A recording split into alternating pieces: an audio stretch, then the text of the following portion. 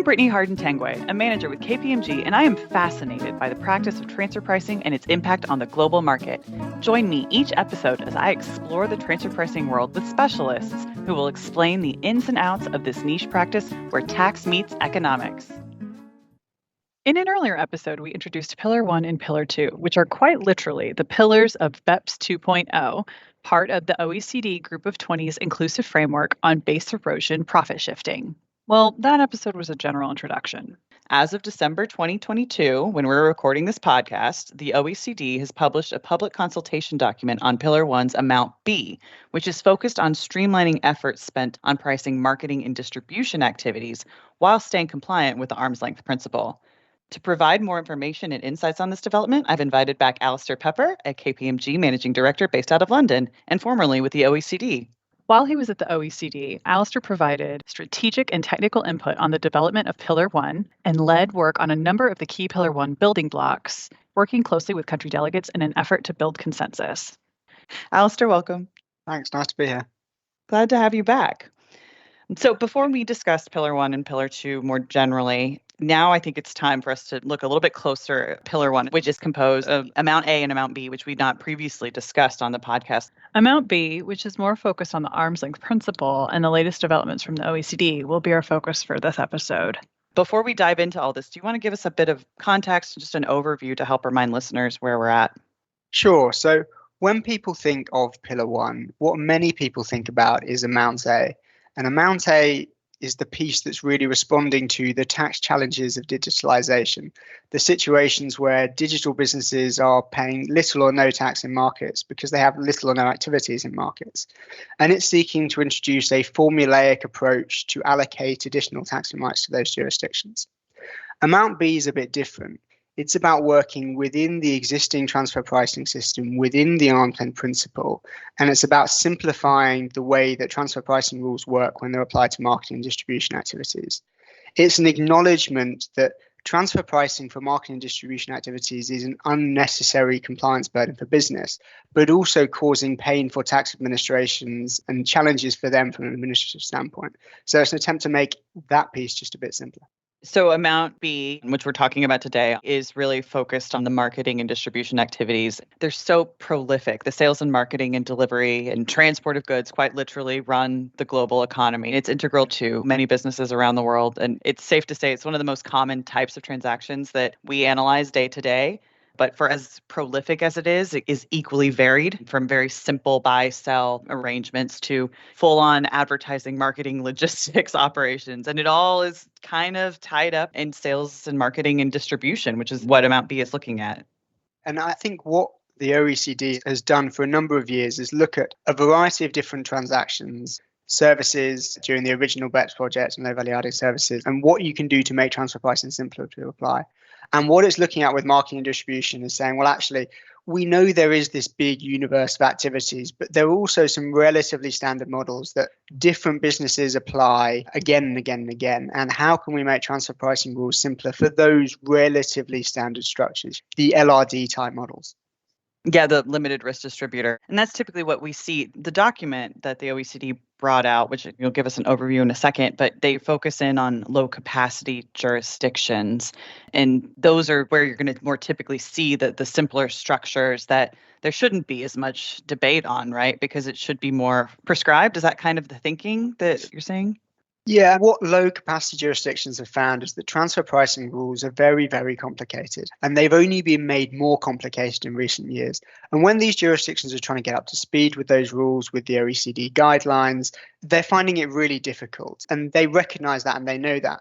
And so what they want is they want ways to make it just a bit simpler, a bit easier for them, and also easier for taxpayers operating in their jurisdiction. And so this is thinking through some ways to do that. And it's a way to make Pillar 1 work for everyone. So again, lots of lower capacity jurisdictions have said that they don't see a huge amount of benefit in Amount A and the amounts of money that may be allocated under that amount. But they see more benefit in amount B in the simplification of transfer pricing rules. And so this is something that's really important to them and therefore important to getting support on Pillar 1 as a package. Yeah, I mean, simplification continues to be the recurring thing you hear from the OECD, and especially in this document. It is making things easy to administrate. And there's so many transfer pricing disputes that are centered around this topic of delineating appropriately and then pricing appropriately these sales and marketing activities. So that's really what all this is getting at. Just let's make the simple things simpler and focus on the real crux of the challenging issues. I think that's a really nice way of putting it. If you're a tax administration, you want to knock the easy issues out as quickly as possible so you can focus on the complicated issues. And if you're a taxpayer, you want to do the same thing. And so this is just a way of the OECD trying to get tax administrations together in one room to think about, okay, how would we make these simplifications work? Because we know it's not enough for one tax administration to come up with what it sees as a simplification. Because if the tax administration on the other side doesn't agree, it's not a simplification. So this is the OECD trying to bring everyone together and get agreement on standardized simplifications that work around the world.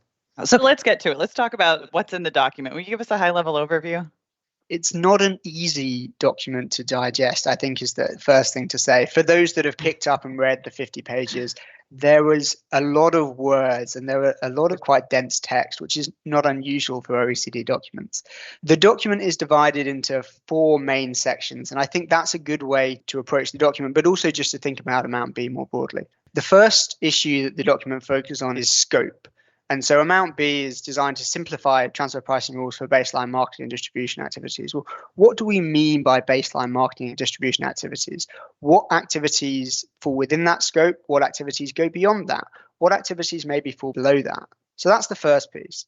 We've then got the pricing methodology. So I've identified what activities are in scope. Well, now, what is the return or the returns that will be allocated to those activities? And does that vary depending on specific facts and circumstances? And if it does, how can I build that into a simplified pricing methodology?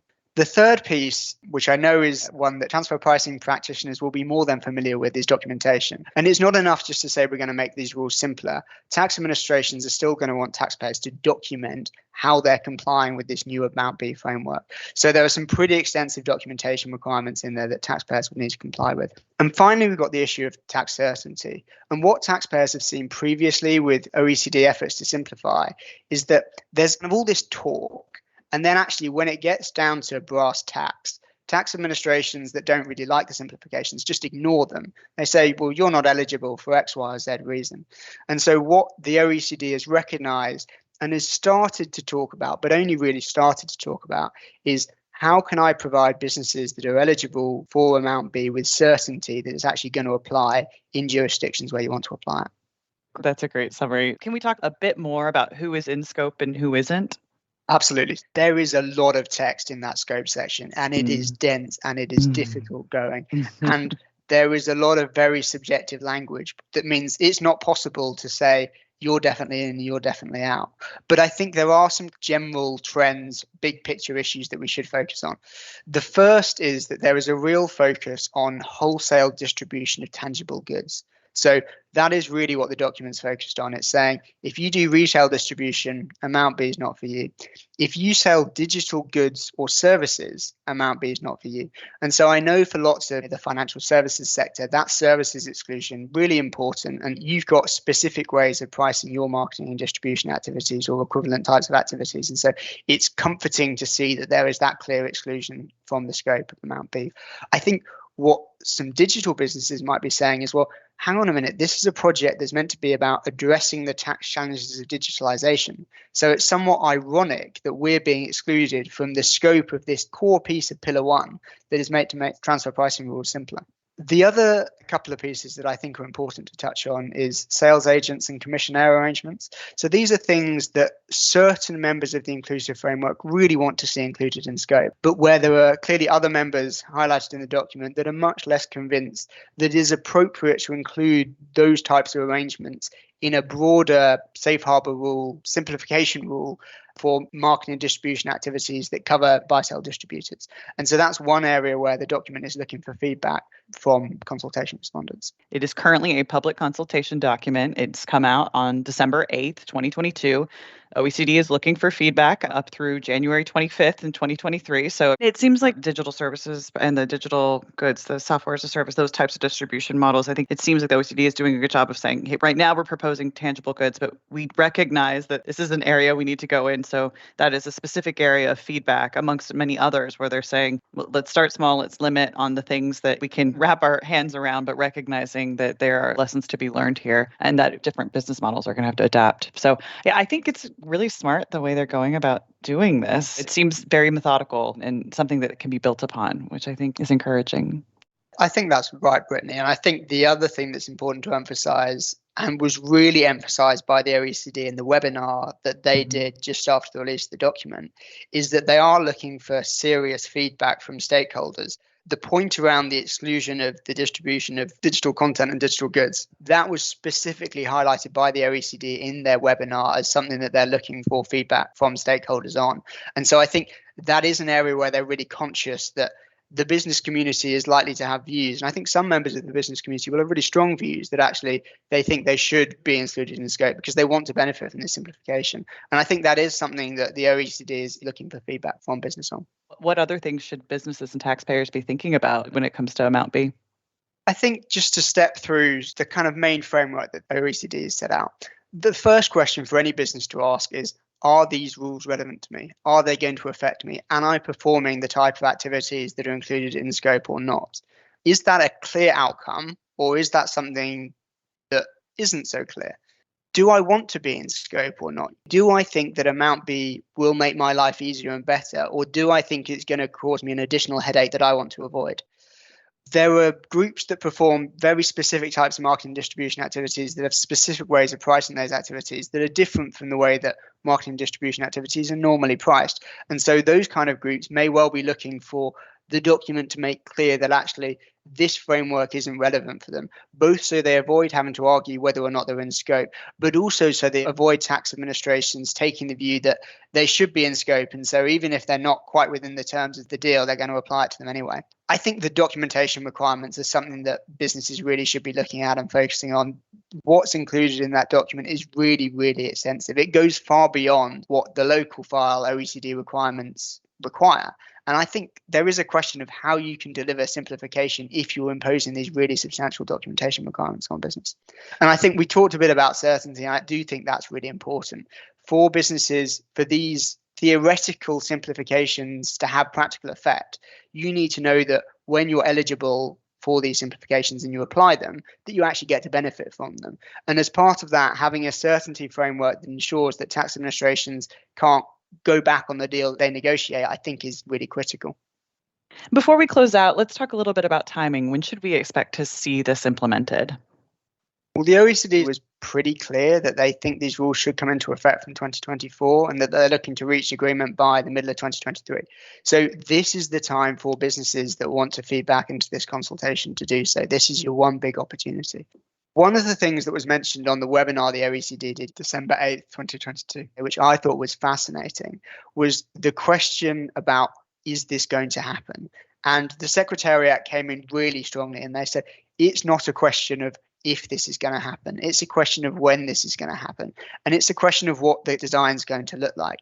Is this a narrowly targeted measure that's relevant for a smaller number of taxpayers? Or is this a much broader measure that is relevant much more broadly? That's the question that the OECD is really focused on.